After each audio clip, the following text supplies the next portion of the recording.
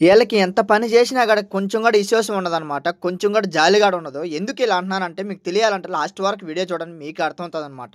పొద్దున్నే 5:30కి లేసినాను. 5:30 నుంచి ఇప్పుడు వరకు నాకు డ్యూటీలో ఆగలేదనమాట. టైం జూశారు గదా! ఇప్పటికి అన్నం గూడా జేసుకోలేదు. పొద్దున గూడా ఏం తినలేదనమాట. అన్నం ఒకటే జేసుకున్నాను. మళ్ళా స్కూల్ డ్యూటీకెళ్ళాలని జెప్పి. మా మేడంకి తెలుసు నాకు టైం లేదు. వంట జేసుకోవడానికి గూడా లేదని జెప్పి. అయినా అలాగే చేసిందనమాట. కావాలని అలా తిప్పిందనమాట. వచ్చి నేను స్కూల్ డ్యూటీలు అన్నీ అయిపోయిన తర్వాత నేను ఇంటికొచ్చిన తర్వాత కూర చేసుకున్నాను చేపల కూర. అదరాబరా టైం చూడండి 2:10 అవుతున్నాదనమాట. అప్పుడు తినేసిన తర్వాత మళ్ళా 3 గంటలకు మళ్ళా మసీదుకి తోడుకొనింది మా మేడము. నేను ఎందుకు అన్నానో ఫస్ట్ ఒక మాట అన్నాను గదా! ఆ మాట ఇప్పుడు చెప్తా చూడండి.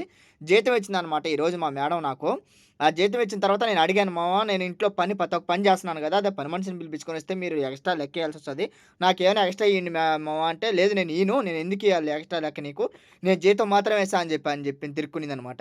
అలా ఉంటది ఈళ్ళకి ఎంత పని చేసినా గూడా ఈళ్ళకి విశ్వాసం ఉండదు.